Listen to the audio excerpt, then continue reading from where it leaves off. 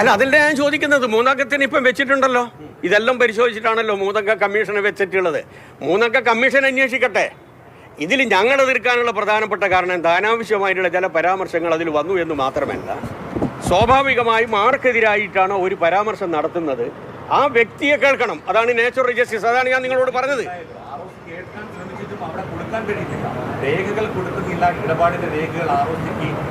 കൊടുക്കേണ്ട രേഖകളെല്ലാം പരിപൂർണമായും കൊടുത്തിട്ടുണ്ട്. ഇനി ഈ ബോർഡുണ്ടല്ലോ, റിപ്പോർട്ടിൽ ഉണ്ടാകില്ലെന്ന്. റിപ്പോർട്ടിൽ അങ്ങനെ പലതും വന്നിട്ടില്ലല്ലോ.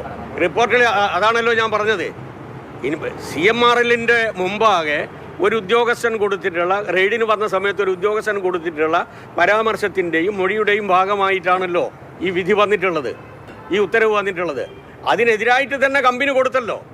ഞങ്ങൾക്ക് മതിയായിട്ടുള്ള സേവനം കിട്ടിയിട്ടുണ്ട്. ഇനി അത് വിടുക. മതിയായിട്ടുള്ള സേവനം കിട്ടിയിട്ടുണ്ടോ ഇല്ലയോ എന്നുള്ളത് വേറെ പ്രശ്നം. മതിയായിട്ടുള്ള സേവനം കിട്ടിയിട്ടുണ്ടോ ഇല്ലയോ എന്നുള്ളത് പരിശോധിക്കുന്നതിന് വേണ്ടിയിട്ടാണ് ഇപ്പോൾ ഈ മൂന്നംഗ കമ്മീഷനെ വെച്ചത് എന്ന് പറയാനും പറ്റില്ല. കാരണം ഉള്ളടക്കത്തിലേക്ക്, വ്യക്തിപരമായിട്ടുള്ള കാര്യത്തിലേക്ക് അവർ കടക്കുന്നേ ഇല്ല. കമ്പനിയുടെ നടത്തിപ്പുമായി ബന്ധപ്പെട്ടുകൊണ്ട് കമ്പനീസ് ആക്ട് പ്രകാരം എല്ലാ നിയമ നടപടികളും കോണ്ടംപ്ലേറ്റ് ചെയ്തിട്ടുണ്ടോ എന്നാണ് അവർ നോക്കുന്നത്. ഇനിയിപ്പം കോടതി വിധിയുടെ അടിസ്ഥാനത്തിൽ വിജിലൻസ് കോടതിൻ്റെത് കഴിഞ്ഞ് ഹൈക്കോടതിയിലേക്ക് വരികയാണ്. ഇനി അത് ഹൈക്കോടതിയാണ് പരിശോധിക്കുക. ഹൈക്കോടതി പരിശോധിക്കട്ടെ. ഇടപാട് ക്ലിയർ ആണെങ്കിൽ എന്തുകൊണ്ട് എക്സാലോജിക്കിന് ROCക്ക് കൃത്യമായ രേഖകൾ ഹാജരാക്കാൻ കഴിയുന്നില്ല? ഒറ്റ ചോദ്യം. അതാണ് പറയുന്നത്. രജിസ്ട്രാർ അത് കർണാടകയാണല്ലോ നിങ്ങൾ ഉദ്ദേശിക്കുന്നത്. രജിസ്ട്രാർ ഓഫ് കമ്പനീസ് കൊടുക്കേണ്ട കാര്യങ്ങളൊക്കെ അവരുടെ കയ്യിലുള്ളതെല്ലാം കൊടുത്തിട്ടുണ്ട്. ഇനി ഏതെങ്കിലും അവർക്ക് ആവശ്യം തെറ്റാണ്. ഏതാണ് ഇൻകം ടാക്സ് കൊടുത്തിട്ടില്ലേ? ഞാൻ ചോദിക്കട്ടെ. അതെ, പറയട്ടെ. അതാ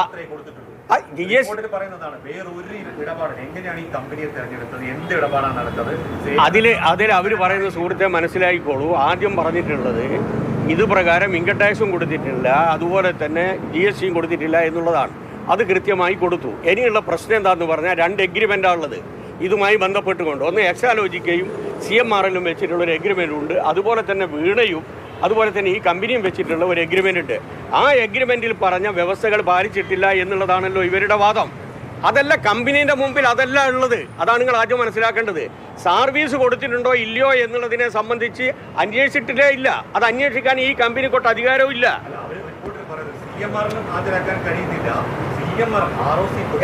അങ്ങനെയാണെങ്കിൽ ഹാജരാക്കാൻ, അതെ ഞാൻ പറയാം, അങ്ങനെയാണെങ്കിൽ ഹാജരാക്കാൻ കഴിയുന്നില്ലെങ്കിൽ പ്രോസിക്യൂഷൻ നടപടി എടുക്കണമെന്ന് പറയണ്ടേ ഈ കമ്പനി.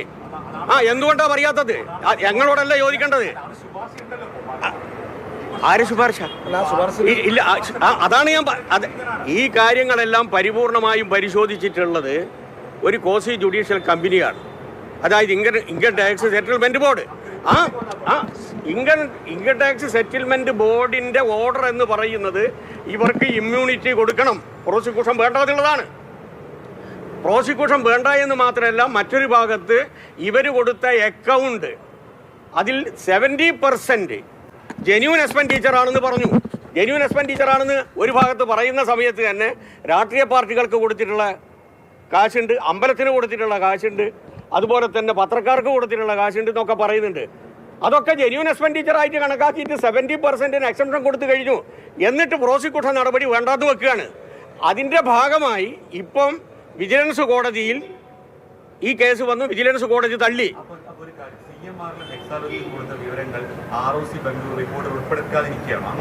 എനിക്കറിയില്ല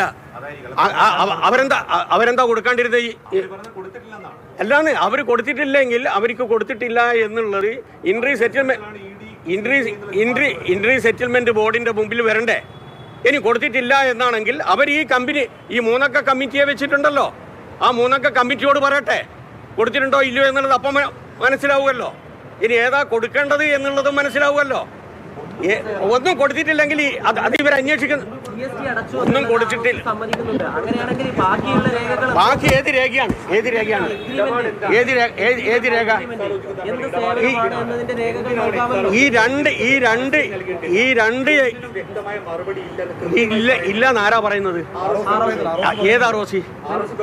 ബാംഗ്ലൂർ ROC അല്ലേ പറയുന്നത്? ഈ ബാംഗ്ലൂർ ROCയെ അന്വേഷിപ്പിക്കാൻ വേണ്ടിയിട്ട് ഇപ്പൊ ചുമതലപ്പെടുത്തിയിട്ടുണ്ടല്ലോ. അതെ അന്നേരം ഈ രേഖകൾ കൊടുത്തിട്ടുണ്ടോ ഇല്ലയോ എന്നുള്ളത് മനസ്സിലാവുമല്ലോ. നിങ്ങൾ പറയുന്നതല്ലേ? അല്ല, അവര് ROC കർണാടക ROC ആണല്ലോ പറയുന്നത് അവരുടെ റിപ്പോർട്ടിൽ. ആ റിപ്പോർട്ടിന്റെ അകത്ത് എന്തുകൊണ്ട് ഇന്ത്യൻ സെറ്റിൽമെന്റ് ബോർഡിന്റെ ഭാഗമായിട്ട് ഇത് വന്നില്ല? ഇവര് പറയുന്നത് ശരിയാകാം എങ്കിൽ എന്തുകൊണ്ട് ഇത് ഒമിഷൻ വന്നു? ഇന്ത്യൻ സെറ്റിൽമെന്റ് ബോർഡിന്റെ ഭാഗമായിട്ട് ഇത് വന്നിരുന്നു എങ്കിൽ കൃത്യമായിട്ട് അവർ പറയില്ല പ്രോസിക്യൂഷൻ നടപടി എടുക്കണമെന്ന്. ഞാൻ ചോദിക്കട്ടെ, എന്തുകൊണ്ട് പ്രോസിക്യൂഷൻ ഇമ്മ്യൂണിറ്റി കൊടുത്തു? ഇവരുടെ ഈ രേഖ കൃത്യമായി രേഖകൾ കൊടുത്തിട്ടില്ല, ഞങ്ങളുടെ മുമ്പിൽ ഞങ്ങൾ പറഞ്ഞൊന്നും തന്നിട്ടില്ല.